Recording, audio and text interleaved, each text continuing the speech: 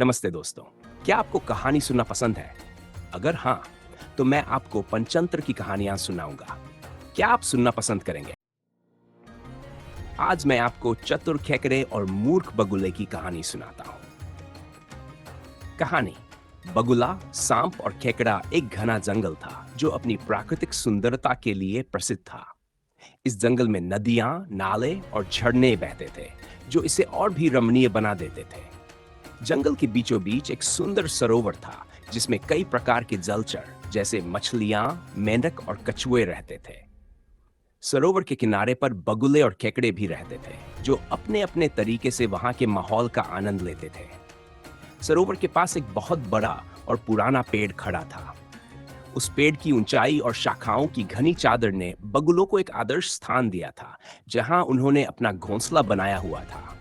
बगुले हर दिन सरोवर से मछलियां और छोटे छोटे केकड़े पकड़कर खाते और मस्ती में रहते थे। उनकी जिंदगी आरामदायक और सुखमय थी। संकट की शुरुआत एक दिन उस विशाल वृक्ष के नीचे एक बड़ा और खतरनाक सांप आकर रहने लगा। सांप धीरे धीरे पेड़ पर चढ़ता और बगुलों के अंडे और छोटे बच्चों को खा जाता। बगुलों के घोंसलों पर हो रहे इस आक्रमण ने बगुलों के लिए बड़ी मुश्किल खड़ी कर दी।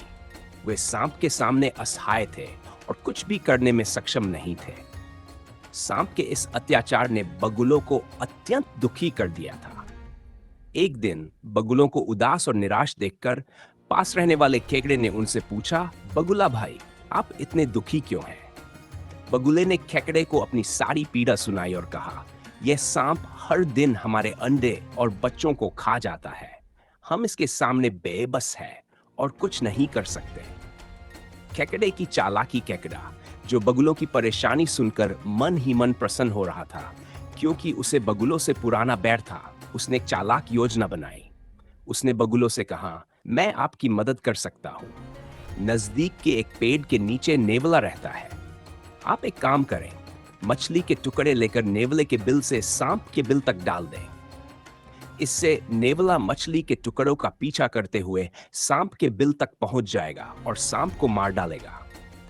बगुलों को यह सुझाव अच्छा लगा और उन्होंने खेकड़े की सलाह मान ली। बगुलों ने मिलकर नेवले के बिल से सांप के बिल तक मछली के छोटे छोटे मांस के टुकड़े रख दिए। जैसा केकड़े ने कहा था, वैसा ही हुआ। नेवला मांस के टुकड़े खाते हुए सांप के बिल तक पहुंच गया। वहां उसने सांप को देखा और बिना समय गंवाए सांप पर हमला कर दिया। नेवला ताकतवर और तेज था, उसने सांप को तुरंत मार डाला। नई मुसीबत, सांप तो मर गया, लेकिन अब एक नई मुसीबत आ गई थी। नेवले ने जब पेड़ की ओर देखा तो उसे बगुलों के कई घोंसले दिखाई दिए। उसे रोज मछली और सांप खाने की आदत थी, लेकिन अब उसे बगुलों के अंडे और बच्चे नए शिकार लगने लगे। नेवला अब हर दिन पेड़ पर चढ़कर बगुलों के अंडे और बच्चों को खाने लगा। बगुले, जो पहले सांप से परेशान थे, अब नेवले के आतंक से त्रस्त हो गए। आखिरकार बगुलों के लिए वहां रहना असंभव हो गया। उन्होंने अपने घोंसले और जगह को छोड़ने का निर्णय लिया। सारे बगुले मिलकर उस स्थान को छोड़कर कहीं और चले गए। खेकड़े की जीत। बगुले तो अपने कष्ट से मुक्त हो गए, लेकिन उन्हें अपनी मूर्खता का एहसास भी हुआ कि वे अपने ही दुश्मन केकड़े की चाल में फंस गए थे। दूसरी ओर सारे केकड़ों ने उस चालाक केकड़े का सम्मान किया, जिसने बगुलों से बदला लेने के लिए यह योजना बनाई थी। इस प्रकार केकड़े ने अपनी सूझबूझ और चालाकी से बगुलों से अपना बदला लिया और खुद को विजेता साबित किया। इस कहानी से हमें यह सीख मिलती है कि बिना सोचे समझे किसी की बात मान लेना हमेशा नुकसानदायक हो सकता है, और जो हमारी मदद कर रहा है उसकी मंशा पर भी सवाल उठाना जरूरी है। कहानी की सीख। समस्या का हल सोच समझ कर करें। बिना सोचे समझे और बिना किसी के इरादों को समझे किसी की सलाह मान लेना भारी नुकसान कर सकता है। मदद के पीछे की मंशा समझे।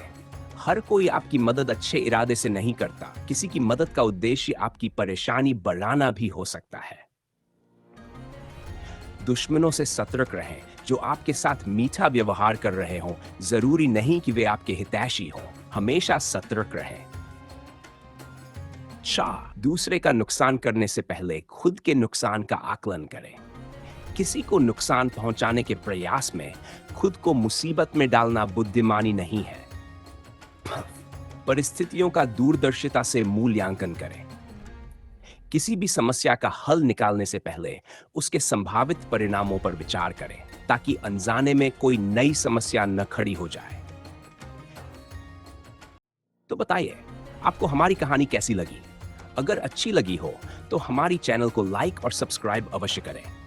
अपने मित्रों के साथ इसे जरूर शेयर करें, ताकि वे भी कहानियों का आनंद ले सकें।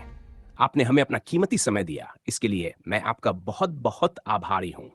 अगली बार फिर मिलते हैं एक नई कहानी के साथ। तब तक जय हिंद, जय भारत।